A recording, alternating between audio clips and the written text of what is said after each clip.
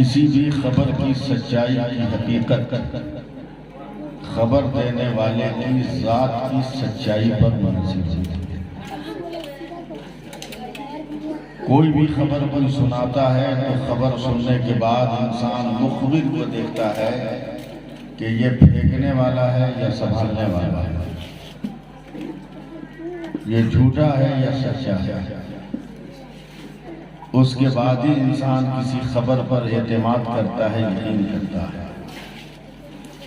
یہی وجہ ہے کہ رب تبارک و تعالیٰ نے جب معراج نبی صلی اللہ علیہ وسلم کا تذکرہ جمیل فرمایا تو ڈائریکٹ یہ نہیں کہا کہ میں نے اپنے نبی کو سفر کرایا، معراج کرایا، یہاں سے وہاں لے گیا، کچھ نہیں، بلکہ سب سے پہلے اللہ تعالیٰ نے اپنی ذات کو پیش کیا۔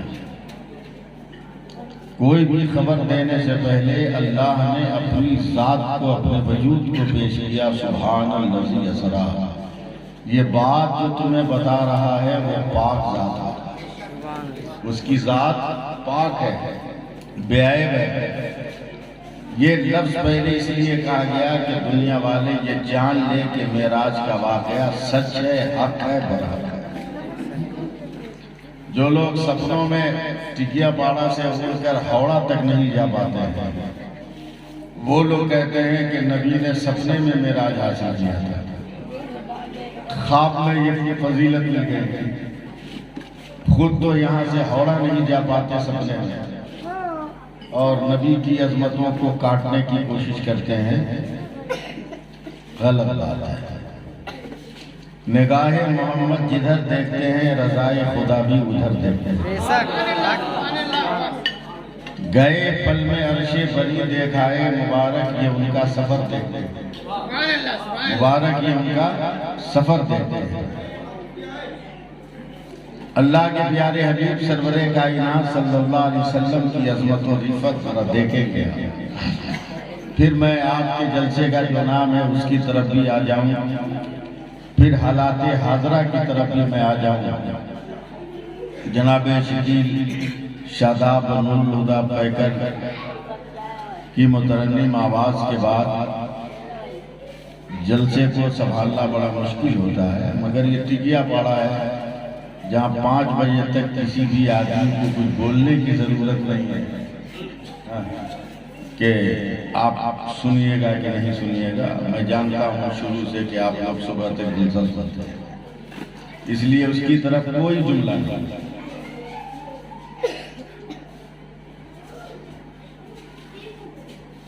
آج بھی دنیا حیران و پریشان ہے، بہت سارے لوگ شکیل بھائی یہ کہتے ہیں کہ نبی گئے کیسے، نبی گئے کیسے، راستہ ہے نہ دروازہ، یہ آسمان میں گھسے کیسے، پار کیسے کیا۔ ان بکلولوں سے کہیے کہ اگر نبی کی معراج سمجھ میں نہیں آتی تو انڈا کھانا چھوڑ دو،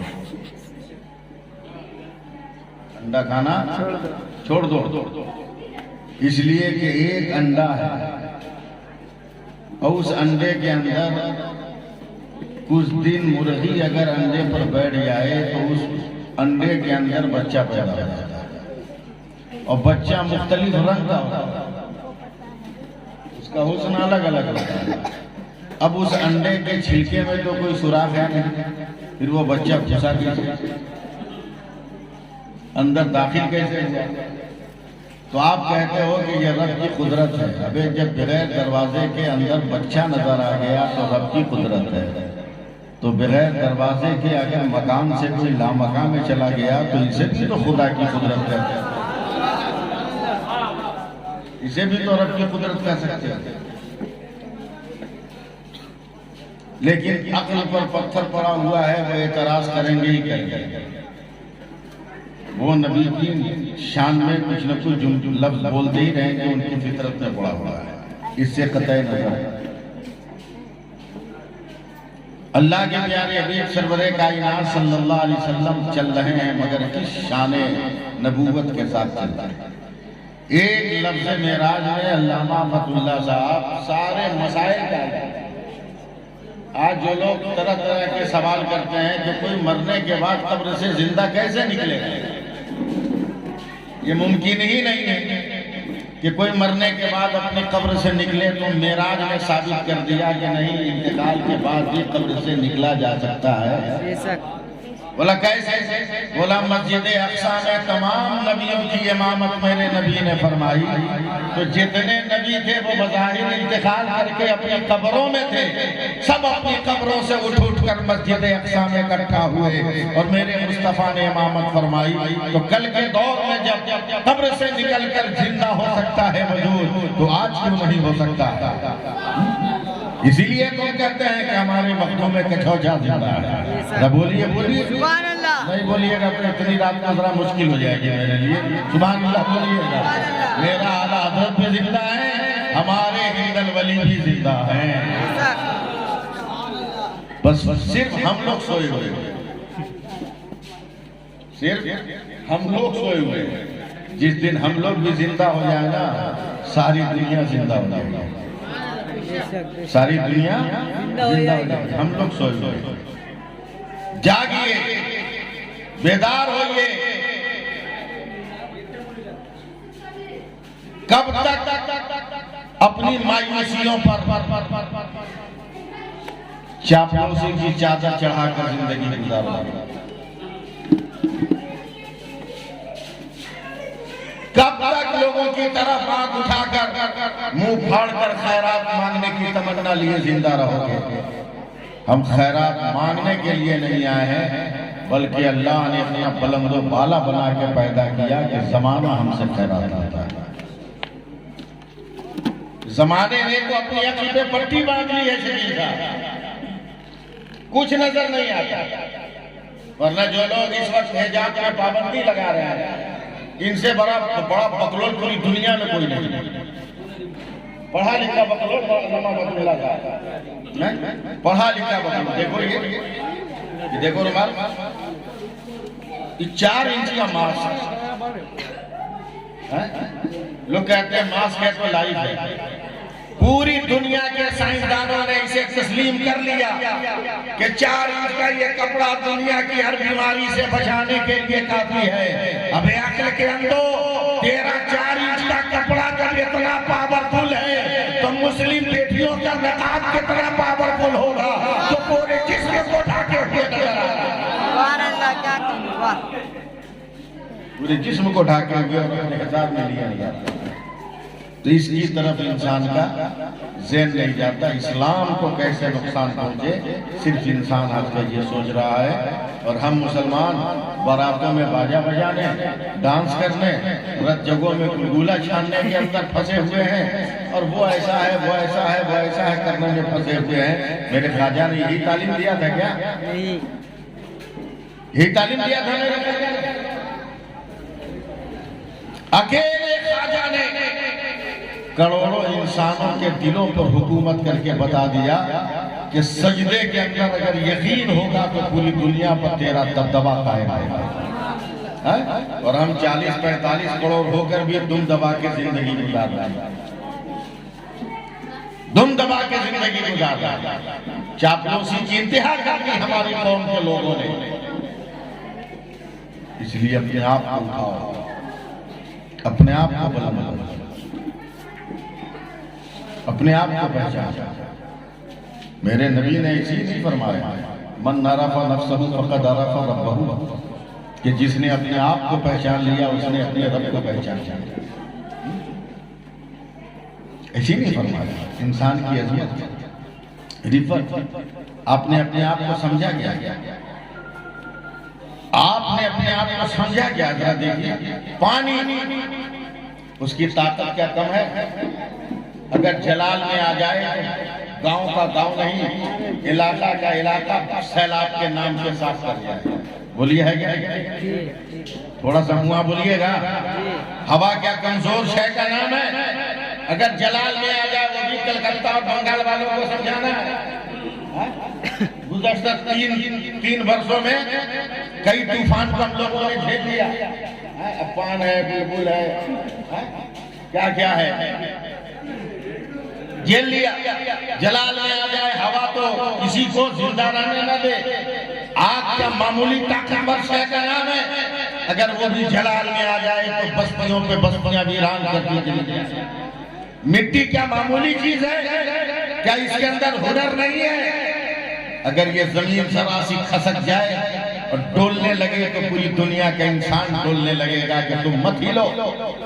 مگر انسان کو اللہ نے عقل دے کر، علم دے کر اتنا بلوان بنا دیا ہے کہ اس انسان کے اندر پانی بھی ہے، اس انسان کے اندر مٹی بھی ہے، اس انسان کے اندر ہوا بھی ہے، اس انسان کے اندر آگ بھی ہے، مگر انسان کو مٹی نقصان نہیں پہنچاتی، انسان کو پانی نقصان نہیں پہنچاتا، انسان کو ہوا اڑا کر نہیں لے جاتی ہے، انسان کو آگ جلاتی نہیں ہے۔ اپنے علم کے ذریعے، اپنی عقل کے ذریعے، اپنے عشق کے ذریعے، اپنی محبت کے ذریعے یہ پانی کو بھی کنٹرول کیے ہوا ہے، یہ آگ کو بھی کنٹرول کیے ہوا ہے، یہ مٹی کو بھی کنٹرول کیے ہوا ہے، یہ ہوا کو بھی کنٹرول کیے ہوا ہے۔ یہ جانتا اس کے پاس کتنی طاقت ہے۔ اگر یہ جلال میں آ جائے اور اگر اجمیر یا کریم نواز بن جائے تو پانی کو کٹوروں میں قید کر لیتا ہے۔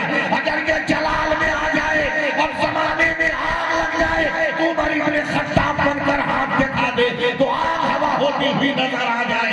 اگر یہ جلال میں آ جائے اور اپنے ہاتھ کو اٹھا کر ہواؤں کا رخ پھیر دے تو زمانہ اسے اللہ کا ولی کہنے لگتا ہے۔ ولی کیا ہے تمہارے اندر؟ ہر جذبہ تیرے اندر، ہر فکر تیرے اندر، ہر شعور تیرے اندر، ہر طاقت تیرے اندر، مگر گھمنڈ نہیں کہ ہمارا کوئی کیا بگاڑنے کا، ہم نے اپنی عاقبت تباہ کر، ہم نے اپنے مستقبل کو قتل کر دیا۔ ہوش میں آئیے، آج بھی غریب نواز تھی آپ کا پکار رہا ہوں۔ میں یہ جملے اب نہیں کہتا ہوں تقریر میں، بہت پہلے بولتا تھا، مگر آزادی کے موقع پر جب بھگدڑ مچی تھی، ملک سے لوگ بھاگ رہے تھے،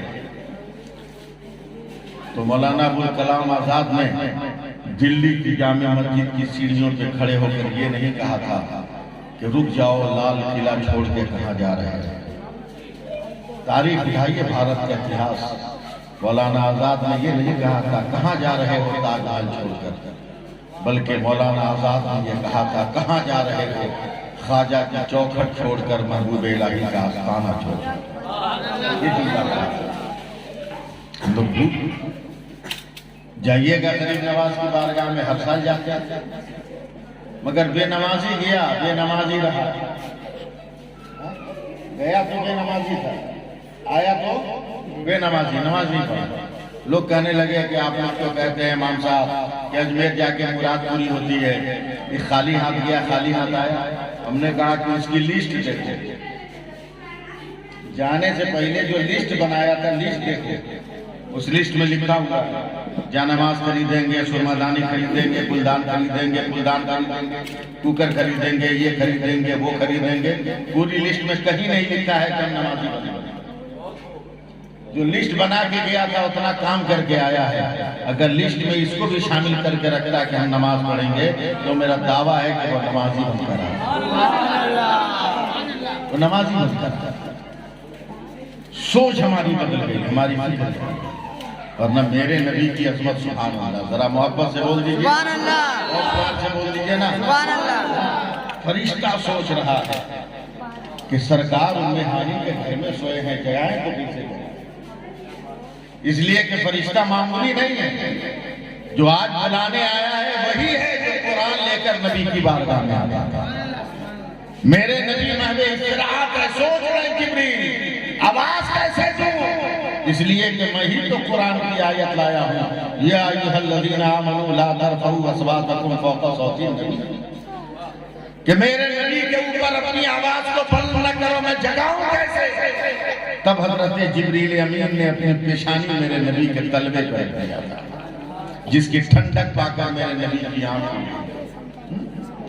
بیٹھے ہیں۔ مولانا فتح اللہ صاحب سے پوچھئے کہ جب جبریل امین نے کہا یا رسول اللہ آپ کو رب نے بلایا ہے، چلنا ہے، تو کیا میرے رسول نے کہا راستہ کدھر سے ہے، کیسے جانا ہے، کیسے جانا ہے؟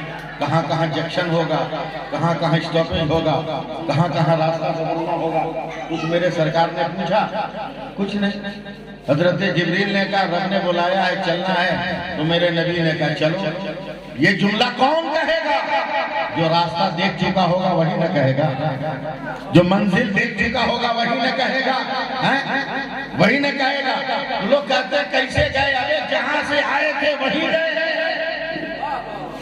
جو دیکھ کے آئے تھے وہی دیکھنے گئے، مگر فرق یہ ہے کہ ہمیں بخشوانے گئے۔ ذرا سا بولیے گا سبحان اللہ۔ 4 بجے رات کو کتنا چلوائیے؟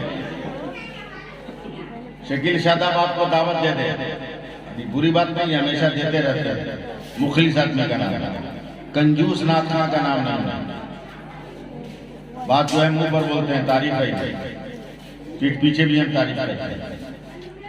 آپ کو دعوت دیا، آپ ان کے گھر گئے، کہیے گا نا السلام علیکم ورحمۃ اللہ وبرکاتہ، بولیے۔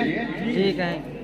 یہ بھی ایک مسئلہ ہے شکیل بھائی، برا مت مانیے گا، یہ بھی مسئلہ ہے کہ آج کل آدمی سلام کرے گا کہ نہیں کرے گا، یہ بھی بہت بڑا مسئلہ ہے۔ میں رشڑا میں بہت پہلے تھا، 86-87 میں، ایک نمازی نے، جب میں ظہر کا وضو کر رہا تھا ظہر کے لیے، تو ایک نمازی نے کہا کہ حضرت مسجد کے گیٹ پہ ایک عورت بہت زاروں فساد ہو رہی ہے اور کہہ رہی ہے کہ ہم امام صاحب سے ہی بات کریں۔ وضو کر کے میں نے کہا کیا بات ہے؟ امام صاحب 3 مہینہ ہو گئے، شوہر